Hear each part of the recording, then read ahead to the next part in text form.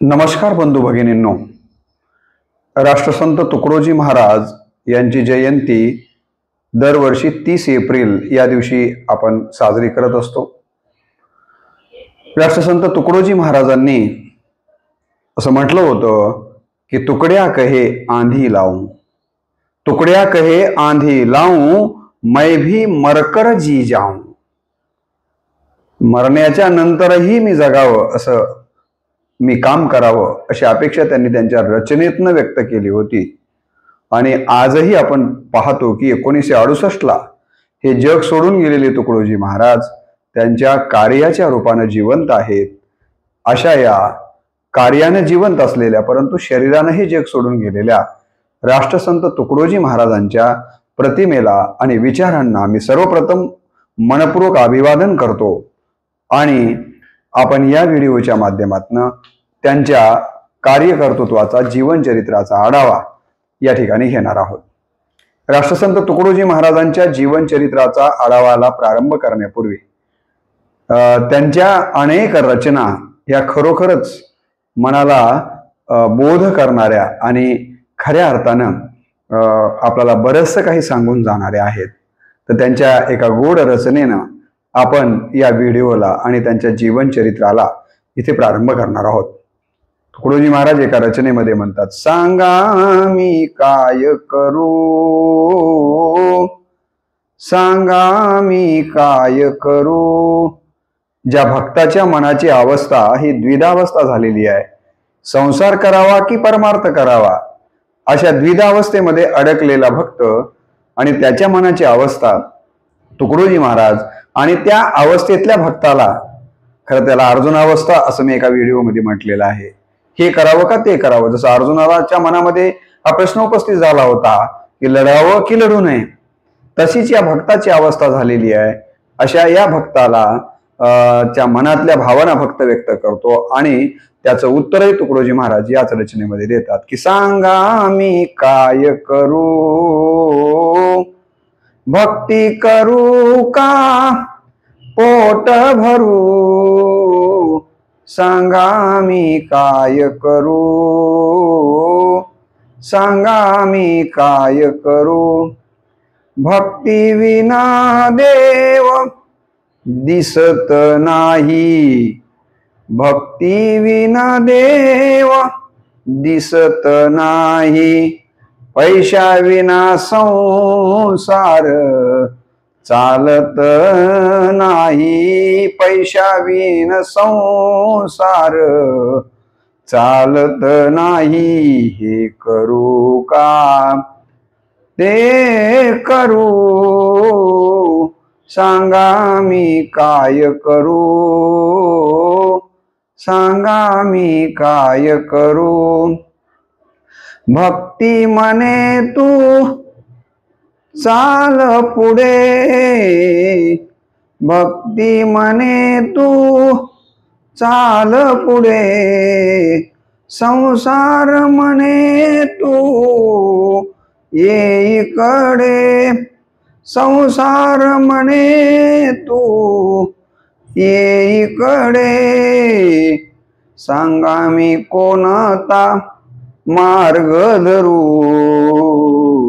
सांगा मी काय करू। आणि मग याचं उत्तर या रचनेच्या शेवटी तुकडोजी महाराज देतात, भक्ती करोनी जो पोट भरे, भक्ती करोनी जो पोट भरे, तुकड्या म्हणे त्यासी मोक्ष मिळे, तुकड्या म्हणे त्यासी मोक्ष मिळे। अरे मानवा तू, अरे मानवा तू नको घाबरू, सांगा मी काय करू, सांगा मी काय करू।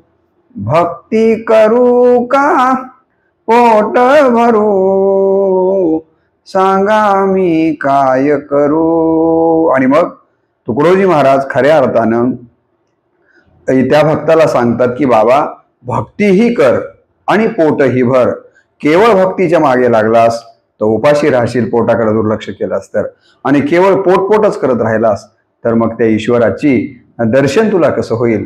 अशा प्रकारची सुंदर रचना, या रचनेनंच आपण या ठिकाणी राष्ट्रसंत तुकडोजी महाराजांच्या जीवनचरित्राला या ठिकाणी आपण प्रारंभ केलेला आहे. डॉक्टर JB शिंदे सर हे राष्ट्रसंत तुकडोजी महाराजांच्या संबंधानं म्हणतात की धन्य तुकडोजी गांधी भक्त थोर, धन्य तुकडोजी गांधी भक्त थोर, ध्यास ग्रामोद्धार लागे त्यांना. धन्य तुकडोजी गांधी भक्त थोर, ध्यास ग्रामोद्धार लागे त्यांना. अज्ञानात गावे अखंड बुडाली, अज्ञानात गावे अखंड बुडाली. रूढीग्रस्त झाली जनाभावी, रूढीग्रस्त झाली ज्ञानाभावी. राष्ट्रसंत त्यांना उद्धारू पाहते. कुणाला? रूढीग्रस्त झालेल्या गावांना, अज्ञानामध्ये जी अखंड पद्धतीने बुडून गेलेली आहेत त्या गावांना राष्ट्रसंत त्यांना उद्धारू पाहती. राष्ट्रसंत त्यांना उद्धारू पाहती. ग्राम गीता गाती भक्ती भावे, ग्राम गीता गाती भक्ती भावे. ग्राम हे मंदिर जन सर्वेश्वर, ग्राम हे मंदिर जन सर्वेश्वर. सेवा पूजा थोर सांगताती, सेवा पूजा थोर सांगताती. ग्रामोद्धारामध्ये आयुष्य वेचले. तुकडोजी महाराजांच्या बद्दलच्या या ओळी किती महत्वाच्या समर्पक आहेत बघा. ग्रामोद्धारामध्ये आयुष्य वेचले, रूढीमुक्त केले सर्व लोका, रूढीमुक्त केले सर्व लोका. असं डॉक्टर JB शिंदे सरांनी राष्ट्रसंत तुकडोजी महाराजांचं सार्थ वर्णन या काव्यपंक्तीमधनं केलेलं आपल्याला दिसून येतं. ते पुढे म्हणतात, राष्ट्रसंता मागे चाले साऱ्या जाऊ, राष्ट्रसंता मागे चला सारे जाऊ, राष्ट्रसंता मागे चला सारे जाऊ. सेवा भावे होऊ धन्य धन्य, सेवा भावे होऊ धन्य धन्य. अशा या राष्ट्रसंतांचा, या संताचा जन्म अमरावती जिल्ह्यातील यावली या ठिकाणी 30 एप्रिल 1909 मध्ये झालेला आहे. आपल्याला माहिती आहे की त्यांचं तसं नाव माणिक या अशा पद्धतीचं आहे. नंतर त्यांच्या गुरुनी त्यांना तुकडोजी म्हटलेलं आहे. त्यांचं नाव माणिक आहे. त्यांच्या आईचं नाव मंजुळाबाई, तर वडिलांचं नाव बंडूजी आणि आडनाव इंगळे अशा पद्धतीनं सांगितलं गेलेलं आहे.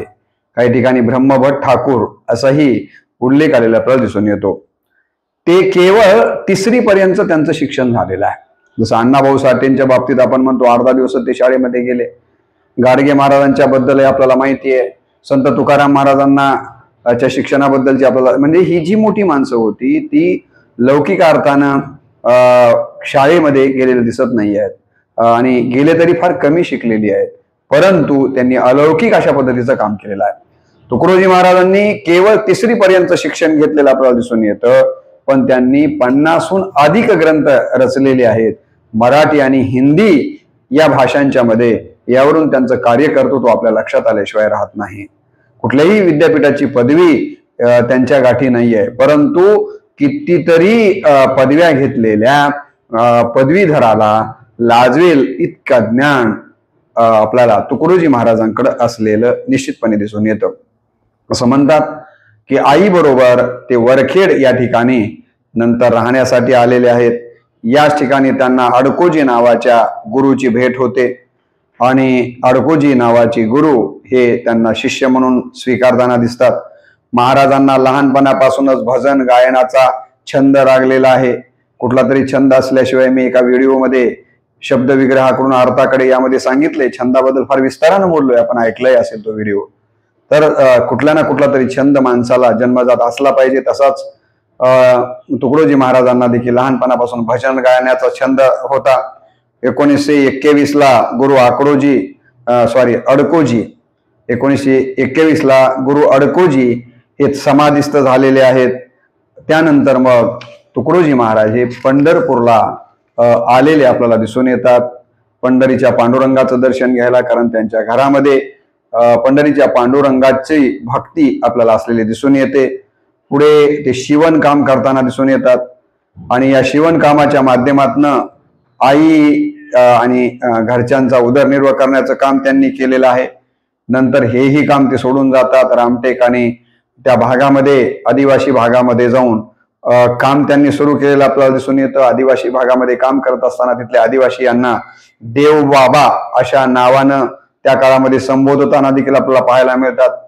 जी विदर्भातला चिमूर हा जो भाग आहे त्या ठिकाणी त्यांनी माणिक प्रासादिक बाल समाज या समाजाची स्थापना, माणिक प्रासादिक बाल समाज अशा प्रकारच्या एका संघटनेची निर्मिती केलेली आपल्याला दिसून येते. 1929 साली त्यांनी स्वानंदामृत नावाची पहिली हिंदी भजनावली प्रसिद्ध केलेली आहे. आपल्याला कधी कुठेही विचारलं जाऊ शकतं म्हणून हे ग्रंथ आणि त्यांचे इसवी सन आपल्या लक्षात बसले पाहिजे. 1929 ला महाराजांनी स्वानंदामृत नावाची हिंदी भजनावली पहिल्यांदा प्रसिद्ध केलेली आपल्याला दिसून येते. त्यानंतर त्यांनी अनेक तीर्थांची भ्रमंती केलेली आपल्याला दिसून येते. त्यानंतर मोठ्या मोठ्या साधूंच्या देखील त्यांना भेटी झालेल्या आहेत, ज्यामध्ये लष्करी बाबा आहेत, वशिष्ठ महाराज आहेत, दादाजी धुनीवाले आहेत. या संतांच्या भेटी त्यांनी घेतलेल्या आहेत. देशभक्त, सुशिक्षित अशिक्षित, ग्रहस्थानी संन्यस्त, विभिन्न धर्मपंथीय आदींना एकत्र गुंपण्यासाठी तुकडोजी महाराजांनी श्री गुरुदेव हा मंत्र सर्वांच्या समोर ठेवलेला आपल्याला दिसून येतो. ढोल, शंख, खंजरी वाजविण्यातलं नैपुण्य तुकडोजी महाराजांकडे सुरुवातीपासून असलेलं आपल्याला पाहायला मिळतं. त्यांनी 1933 ला चिमूरला प्रथम चातुर्मास केलेला दिसून येतो. 1935 ला गुरुकुंज मोजरी या ठिकाणी श्री गुरुदेव धर्मसेवा आश्रमाची स्थापना त्यांनी केलेली आहे. कधी? 1935 ला. कुठे? गुरुकुंज मोजरी या ठिकाणी. कोणता आश्रम स्थापलेला आहे? तर श्री गुरुदेव धर्मसेवा आश्रम स्थापन केलेला आहे. त्याचबरोबर प्रेमी युवकांकडून आष्टीस श्री गुरुदेव आरती मंडळाची स्थापना त्यांनी केलेली आहे. 1936 ला महात्मा गांधींची आणि त्यांची भेट झालेली आहे. महात्मा गांधींनी सेवाग्राम या ठिकाणी त्यांना 1 महिन्यासाठी आपल्या सोबतीला ठेवून घेतल्याचंही देखील त्यांच्या चरित्रामध्ये आपल्याला वाचायला मिळतं.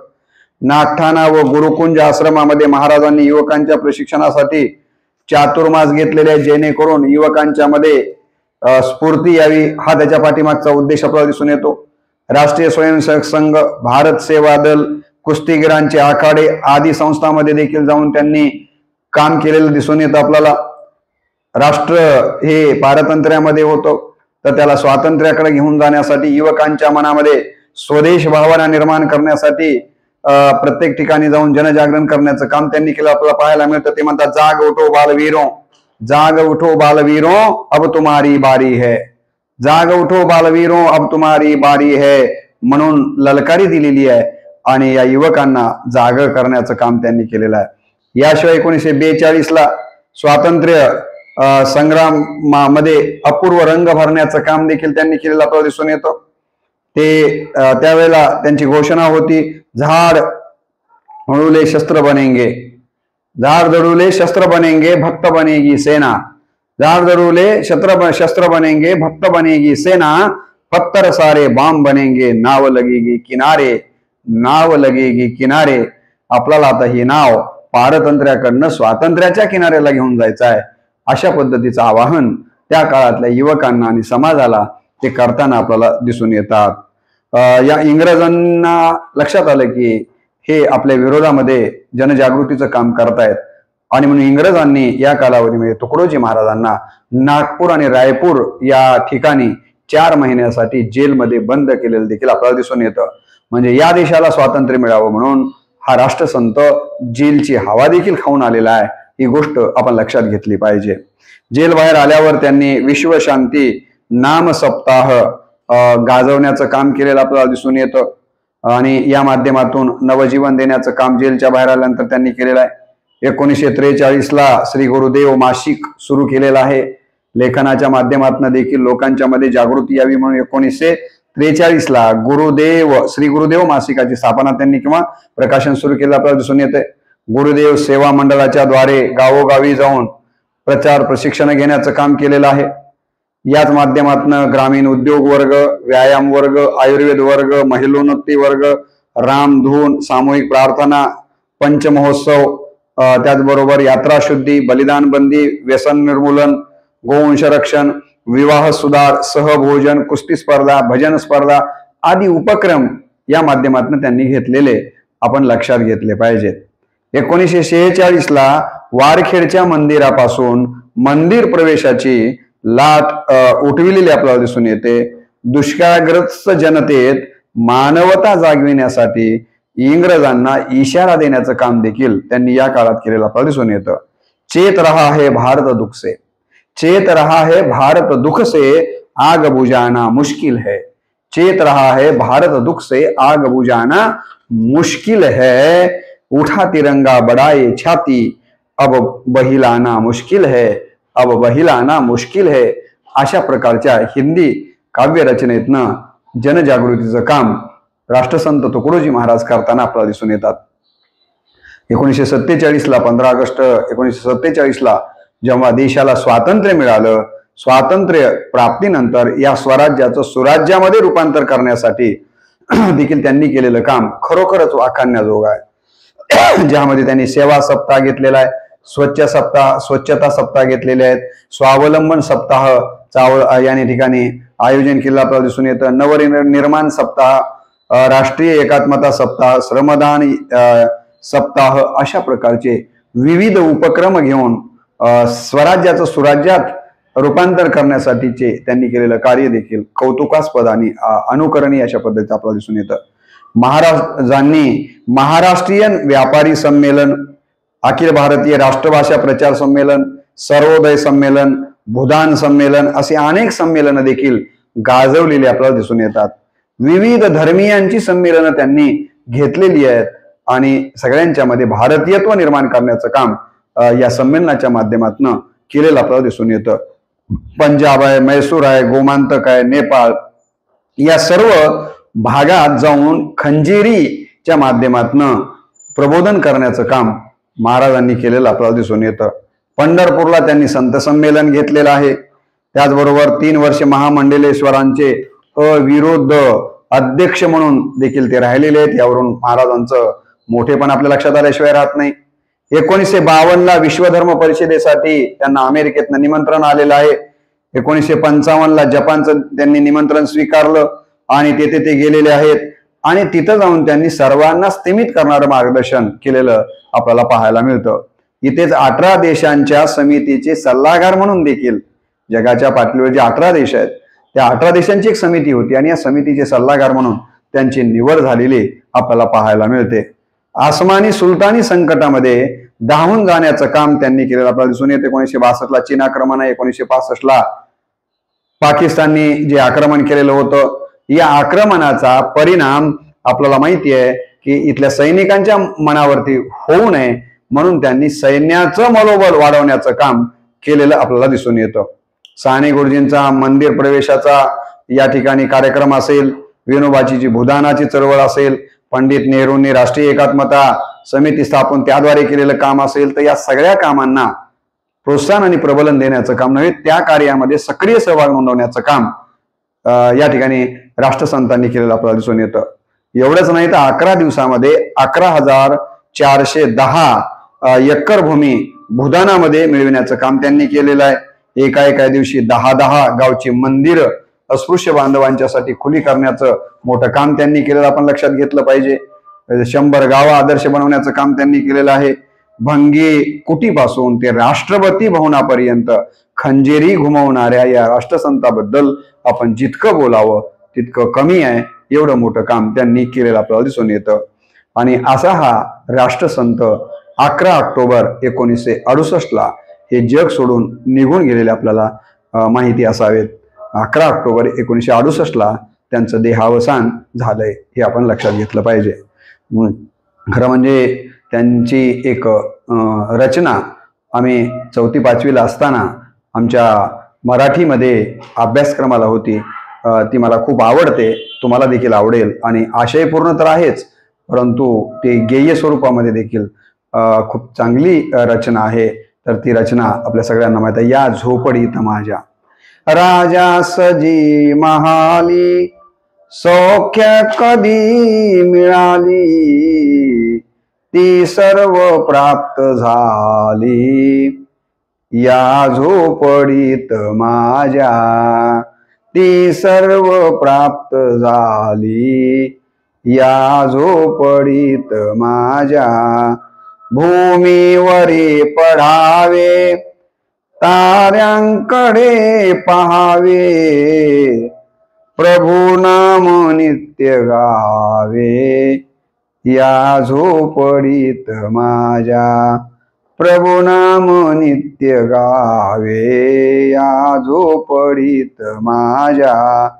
पारे आणि तिजोऱ्या, पारे आणि तिजोऱ्या, त्यातून होती चोऱ्या, दारास नाही दोऱ्या, या झोपडीत माझ्या दारास नाही दोऱ्या, या झोपडीत माझ्या. मधल्या काही ओळी वगळू आपण, कारण मोठी कविता आहे आणि पुढे येऊ आपण. येता तरी सुखे या, जाता तरी सुखे जा, कोणावरी न बोजा, या झोपडीत माझ्या कोणावरी न बोजा, या झोपडीत माझ्या. पाहुनी सौख्य माझे, पाहुनी सौख्य माझे, देवेंद्र तोही लाजे, शांती सदा विराजे, या झोपडीत माझ्या शांती सदा विराजे, या झोपडीत माझ्या. म्हणजे झोपडी आणि महाल यामध्ये झोपडीत जे समाधान आहे ते महालामध्ये नाही आहे, आणि म्हणून फार हाव करायची गरज नाही आहे. जेवढं आपल्याकडे आहे त्यामध्ये सौख्य माना, त्यामध्येच खरा आनंद शोधा, अशा प्रकारचा विचार अशा काही रचनांच्या मधने त्यांनी दिलेला आपल्याला दिसून येतो. त्यांची एक रचना आपल्या सगळ्यांना माहिती आहे, अनेक ठिकाणी आपण ती ऐकले की मनी नाही भाव, मनी नाही भाव, मने देवा मला पाव, देव बाजारचा भाजीपाला नाही र, देव आशान मिळायचा नाही र, देव बाजारचा भाजीपाला नाही र, नाही र, देव आशान मिळायचा नाही र. दगडाचा देव त्याला वडराच भेव, दगडाचा देव त्याला वडराच भेव, देव आशान मिळायचा नाही र, देव आशान मिळायचा नाही र, नाही र, देव बाजारचा भाजीपाला नाही र. मनी नाही भाव, मने देवा मला पाव, मनी नाही भाव, मने देवा मला पाव, देव बाजारचा भाजीपाला नाही र, नाही र, देव आशान मिळायचा नाही र. खूप चांगली आणि आशयपूर्ण आणि मोठी रचना आहे. आणि यामध्ये त्यांनी सांगितलेलं आहे की मनात जर भाव नसेल तर देव प्राप्त होत नाही. सगळ्या संतांचं तेच म्हणणं होतं की भाव बळे आकळे ये रविना कळे, करतळे आवळे तैसा हरी. बाही की नाही, अनेक संतांनी सांगितलं की भावाशिवाय देव प्राप्त होत नाही आहे. संतांच्या सगळ्या रचना बघितल्या तर त्या सांगितल्या. तिथे देखील तुकडोजी महाराज याच प्रकारचा विचार या रचनेतनं मांडताना आपल्याला दिसून येतात. तुम्हाला माहिती आहे की अडकोजी हे त्यांचे गुरु, त्यांनीच त्यांचं नाव माणिकच्या ऐवजी तुकड्या असा उल्लेख त्यांनी केला, आणि तेव्हापासून माणिकराव म्हणजेच राष्ट्रसंत हे आपलं स्वतःचं नाव माणिक न लावता तुकडोजी लावायला हवं होतं, परंतु तुकडोजी न लावता तुकड्या म्हणे असं म्हणतात ते. कारण सगळ्या संतांच्या बद्दल बघा तुम्ही, तुकाराम हे तुकाराम लावत नाहीत, तुका म्हणतात. नामदेव राय नामदेव म्हणत नाहीत, नामा म्हणे. जनाबाई देखील जनी म्हणे म्हणतात, बरोबर आहे की नाही. एकनाथ महाराज एका जनार्दनी असं म्हणतात. ही सगळी, आणि आपण मात्र रावजी, रामकृष्णरावजी असं आपल्याला वाटतं. आपलं नाव राव आणि जी यावं, परंतु संतांची विनयशीलता लक्षात घ्या की ते तुकडोजीचं तुकड्या म्हणतात. ते मुळात त्यांचं नाव माणिक, परंतु गुरुनी त्यांना तुकडोजी म्हटलं किंवा तुकड्या म्हटलं, आणि ते तिथून पुढे त्यांनी तुकड्या याच प्रकारचा उल्लेख त्यांच्या रचनामध्ये केलेला आपल्याला दिसून येतं. देव आणि देश या दोन्ही भक्तींचा संगम करण्याचं काम त्यांनी केलं, म्हणून त्यांना राष्ट्रसंत म्हटलेलं आहे. संत आणि राष्ट्रसंतांच्या मध्ये काय फरक आहे तर संत हे देवाच्या भक्तीला जास्तीचं महत्व देतात, तर राष्ट्रसंत हे देव आणि देश यामध्ये देश सर्वोपरी मानतात. देश हाच त्यांच्या दृष्टीनं देव असतो, देशातले लोक हे त्यांच्या दृष्टीनं मला असं वाटतं की त्यांची भक्ती हीच देवाची भक्ती हे लोक मानतात, म्हणून त्यांना राष्ट्रसंत म्हटलं गेलेलं आहे. आणि राष्ट्रसंतांची आपल्याकडं जशी राष्ट्रसंत तुकडोजी महाराज आहेत, राष्ट्रसंत गाडगे महाराज आहेत, राष्ट्रसंत भगवान बाबा आहेत, आता अलीकडच्या काळामध्ये आपण राष्ट्रसंत शिवलिंग शिवाचार्य महाराज असं आपण म्हणतो. एक परंपरा राष्ट्रसंतांची आपल्याकडे राहिलेली दिसून येते. पारतंत्र्यातून स्वातंत्र्य मिळवण्यासाठी त्यांनी विविध प्रकारचं जनजागरण करण्याचं काम मग भाषणाच्या माध्यमातून असेल, भजनाच्या माध्यमातून असेल, कीर्तनाच्या माध्यमातून केलेलं होतं. आणि हे योगदान आपल्याला कधीही विसरता येण्यासारखं नाही आहे. रूढी प्रस्थापित समाजामध्ये ज्या रूढी परंपरा ज्या चुकीच्या होत्या त्याच्या विरोधामध्ये त्यांनी दंड थोपडलेले आपल्याला दिसून येत आहेत. पशुहत्या बंदीसाठी त्यांनी मोठं काम केलेलं आपल्याला दिसून येतं. व्यसनमुक्तीसाठी त्यांचं काम महत्वाचं आहे. अस्पृश्य उद्धारासाठी त्यांनी महत्त्वपूर्ण काम केलं. जाती निर्मूलन आहे, यात्रा शुद्धी आहे, कुटुंब नियोजन आहे, हुंडाबंदी आहे आणि जनसेवा हीच ईश्वर सेवा असं समजून या राष्ट्रसंतानं आयुष्य वेचलेलं आपल्याला पाहायला मिळतं. आणि त्यांच्या या कार्याचं खऱ्या अर्थानं दखल घेऊन 1949ला त्या काळचे देशाचे राष्ट्रपती डॉक्टर राजेंद्र प्रसाद यांनी त्यांना राष्ट्रसंत या पद्धतीची उपाधी बहाल केलेली आहे.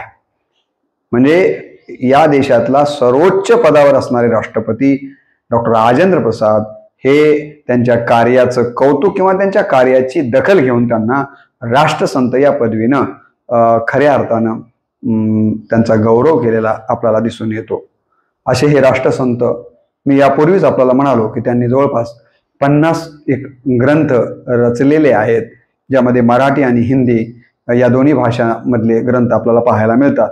त्या ग्रंथांच्या पैकी काही ग्रंथांचा उल्लेख इथं आवर्जून करणं महत्त्वाचं वाटतं. त्यामध्ये अनुभव सागर नावाचा त्यांचा ग्रंथ आहे, भजनावली त्यांचा ग्रंथ आहे, राष्ट्रीय भजनावली नावाचा ग्रंथ त्यांचा आहे, आदेश रचना नावाचा त्यांचा ग्रंथ आहे, सेवा स्वधर्म नावाचा त्यांचा ग्रंथ आहे. आणि सगळ्यात महत्त्वाचा ज्या ग्रंथांच्यामुळं राष्ट्रसंतांचं आजही खऱ्या अर्थानं हे सगळेच ग्रंथ महत्त्वाचे आहेत, परंतु ज्या ग्रंथाची जास्तीची चर्चा आपल्याकडे होते तो ग्रंथ म्हणजे ग्रामगीता. अत्यंत महत्त्वाचा हा ग्रंथ राष्ट्रसंत तुकडोजी महाराजांनी लिहिलेला आहे. आणि आपल्याला माहिती आहे की आपल्याकडे भगवद्गीता आहे, परंतु भगवद्गीतेसारखीच ग्रामगीता या ठिकाणी गावाचा सर्वांगीण विकास होण्यासाठी अत्यंत महत्त्वाचा ग्रंथ त्यांनी ग्रामगीतेच्या माध्यमातून निर्माण केला.